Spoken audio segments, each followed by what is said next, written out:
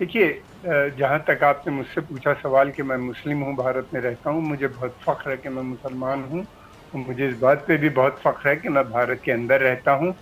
और हम ही नहीं बल्कि यहाँ पे तकरीबन 12-13 करोड़ मुसलमान रहते हैं। शायद पाकिस्तान से भी के करीब नंबर होगा, उससे ज़्यादा ही होगा बल्कि। ये पुरानी मैं नंबर बता रहा हूँ, फिगर्स बता रहा हूँ, अब तो उससे भी ज़्यादा हो गया है। और हम लोग के पास बिजनेस है, हम लोग को हर किस्म की आज़ादी है, बड़ी बड़ी यूनिवर्सिटीज़ हम लोगों ने खोल रखी है, बहुत बड़ी बड़ी फैक्ट्रियां मुसलमान चला रहे हैं, सिप्ला और विप्रो और जैसी बड़ी कंपनीज। इसके अलावा पता नहीं कितनी वो कार्ड और जिनका शुमार ग्लोबल बड़ी कंपनीज में होता है, मुसलमानों की उसके ओनरशिप है। और भारत से मेरे साथ मौजूद होंगे भारतीय सहाफ़ी कमर आगा साहब और रोहित शर्मा साहब। आप सबका बहुत शुक्रिया ज्वाइन करने के लिए। पिताजी, पहले तो मैं आपको बताना चाहूंगा, आपने एक सैड स्टोरी में से, एक सैड न्यूज में से एक लीड आउट जो दिया, बड़ा इमोशनल लीड आउट, वो ऐसा ही कुछ मेन कैंप में एडोल्फ हिटलर बोलते हैं कि अगर किसी मार्मिक चीज को, किसी इमोशनल चीज को आप थोड़ा एग्रेसिव होके बोलें तो आप लोगों को कमांड कर सकते हैं। दूसरी चीज आपने ये बोला कि लॉकडाउन वहां पे कश्मीर में बहुत लंबे अरसे से चल रहा है। आपको बता दूं कि वहां 1,500 के आसपास कोरोना पॉजिटिव केस हैं। अगर लॉकडाउन डेढ़ डेढ़ साल से, एक साल से चल रहा है, तो वो केसेस कहाँ से आए? इतने सारे लोग वहां जा रहे हैं, वहां से लोग आ रहे हैं, तभी तो लॉकडाउन में लोगों को कोरोना हो रहा है। ये एक बहुत लॉजिकल सी बात है। अब कोरोना हुआ, वहां पे लोगों को दोबारा लॉकडाउन किया गया। उससे पहले खुल गया था ना, तभी तो लोग वहां गए थे, या वहां के लोग यहाँ आए थे, तभी तो कोरोना उनको हुआ। अदरवाइज कोरोना कश्मीर में ओरिजिनेट नहीं हुआ था, चाइना में ओरिजिनेट हुआ था, वहां से इटली गया, इटली से इंडिया आया। दूसरी चीज, डोमिसाइल कानून। जहां तक आप डोमिसाइल की बात कर रहे हैं, तो इंडियन टेरिटरी, इंडिया में जो इंडिया के जो एरियाज हैं, इंडिया वहां पे अपना डोमिसाइल लगाता है और लगा सकता है, पूरा राइट है उसको।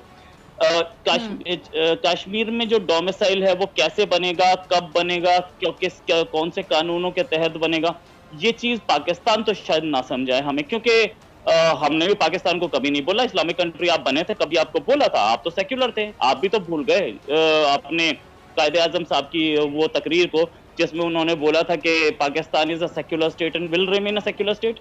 तो इंडिया में क्या कानून होगा, या पाकिस्तान हमें ना बताए। इंडिया का डोमिसाइल कानून चल रहा है, वो लॉ बन रहा है, और सारे कश्मीरीज को पूरी की पूरी आजादी है इंडिया में। इस समय 10,000 से ज्यादा जो स्टूडेंट्स थे जो कि अक्रॉस इंडिया पढ़ रहे थे, कश्मीरीज, उनको बुलाया गया, उनको वापस कश्मीर भेजा गया अभी कोरोना के बाद। और अक्रॉस द वर्ल्ड जितने कश्मीरी स्टूडेंट्स पढ़ रहे थे वो भी वापस आए। ये तो रिकॉर्ड्स पे है, इसको तो आप मानेंगे। तो कौन से लॉकडाउन, कौन सा कर्फ्यू, कौन सा माँ बहनों की इज्जत की बात आप कर रही हैं जब स्टूडेंट्स बाहर पढ़ने जा रहे हैं? I can't understand this. कौन सा? अच्छा जी रोहित, आपका मैंने जवाब सुना। मैं किसी मेहमान को इंटरप्ट नहीं करना चाहती, मैं तमाम मेहमानों का जवाब इसी तरह सुनूंगी ताकि नाजरीन सबका जवाब सुन सके। ब्रिगेडियर हारिस नवाज साहब, मैं आपकी तरफ आती हूँ। मेरे ख्याल से मुझे सवाल पूछने की जरूरत नहीं है, रोहित की बातों का आप जवाब देना चाहेंगे। वो कह रहे हैं कौन सा लॉकडाउन, कौन सा कर्फ्यू, आप जरा समझाएं। इनसे पूछें कि कश्मीर में लॉकडाउन सिर्फ कश्मीरियों के लिए है, आपके हिंदुओं के लिए, आपकी पुलिस के लिए, आपके आर्मी के ट्रुप्स के लिए कोई लॉकडाउन नहीं है। फिर उसके बाद शिमला की आप बात करते हैं, आप कहते हैं हमारा दो तरफा बायलैटरल इशू है, उसमें भी ये इशू है। तो आपने कैसे वहाँ जाके अपना कानून लागू कर दिया है, वहाँ का झंडा उतार दिया, आपने वहाँ के कश्मीर को अलहदा कर दिया, ज़बरदस्ती गासिब कर लिया। आप लोग ये इंटेंशनली इशू करते हैं। मेरे ख्याल में ये हमें सबको समझना चाहिए, जो इस वक्त इंसानियत के ख़िलाफ़ लड़ाई कर रहे हैं, कि इस वक्त तमाम लड़ाइयाँ बंद कर दें, तस्वीरें बंद कर दें, कोरोना के खिलाफ लड़ें। आपने कोरोना भी मुसलमानों को निकाले कि इन्होंने मुसलमानों ने कोरोना फैलाया। फॉर गॉड सेक, आप किस दुनिया में रह रहे हैं? कुछ ये सोच समझ के बात करें। इसके बाद मुसलमानों ने कैसे फैलाया है इतनी मुसलमानों से नफरत? ठीक है, कमर आगा साहब, आप भारत में रहते हैं और आप मुस्लिम भी हैं। भारत में जो मुसलमानों के साथ हो रहा है कमर आगा साहब, आप उसकी हिमायत करते हैं, मुखालिफत करते हैं, आप भी रोहित की तरह कहेंगे कि कहाँ हो रहा है और मुझे दिखाएं कहाँ हो रहा है? फैज़ा, शुरू में जब आपने बात करनी शुरू की तो मैं समझा शायद आप बात कर रही हैं बलूचिस्तान या खैबर पख्तूनख्वा की, जिसकी कि वहाँ की जो रिपोर्ट आती है वो इसी तरह की है जिस तरह की आप कश्मीर के बारे में बात कर रही थी। मेरा दिमाग उधर ही गया, मैंने कहा कि ये तो बहुत ही लिबरल और बहुत ही चैनल है जो इस तरह की बातें कर रहा है, वो भी पाकिस्तान के अंदर। देखिए, जहाँ तक आपने मुझसे पूछा सवाल कि मैं मुस्लिम हूँ, भारत में रहता हूँ, मुझे बहुत फ़ख्र है कि मैं मुसलमान हूँ और मुझे इस बात पे भी बहुत फ़ख्र है कि मैं भारत के अंदर रहता हूँ। और हम ही नहीं बल्कि यहाँ पे तकरीबन 12-13 करोड़ मुसलमान रहते हैं, तो शायद पाकिस्तान से भी करीब नंबर होगा, उससे ज़्यादा ही होगा, बल्कि ये पुरानी मैं नंबर बता रहा हूँ, फिगर्स बता रहा हूँ, अब तो उससे भी ज़्यादा हो गया है। और हम लोग के पास बिजनेस है, हम लोग को हर किस्म की आज़ादी है, बड़ी बड़ी यूनिवर्सिटीज़ हम लोगों ने खोल रखी है, बहुत बड़ी बड़ी फैक्ट्रियाँ मुसलमान चला रहे हैं, सिप्ला और विप्रो और जैसी बड़ी कंपनीज, इसके अलावा पता नहीं कितनी वो कार्ड और जिनका शुमार ग्लोबल बड़ी कंपनीज में होता है, मुसलमानों की उसके ओनरशिप है। मुसलमानों की हालात यहाँ पे पहले बहुत ख़राब थे, तो हिंदुओं के भी ख़राब थे आज़ादी के बाद। जब इंडिया में पैसा आया मुसलमानों के भी हालात बेहतर हुए। आप बोलने देंगे हमें?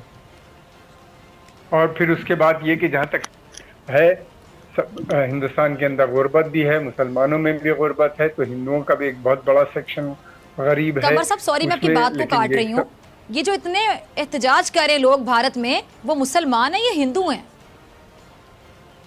कौन एहतजाज कर रहा है, किन चीजों पे यहाँ पे उनके साथ क्या वो अकेले मुसलमान थे? नहीं, एक सेकंड मुझे बात करने दीजिए, एक सेकंड। जो एहतजाज कर रहे थे वो अकेले मुसलमान नहीं थे। अब मैं क्या बोल रही हूँ, कौन एहतजाज? हिंदुओं की। एक मिनट फिजा बात करने दो, अगर बुलाया है तो।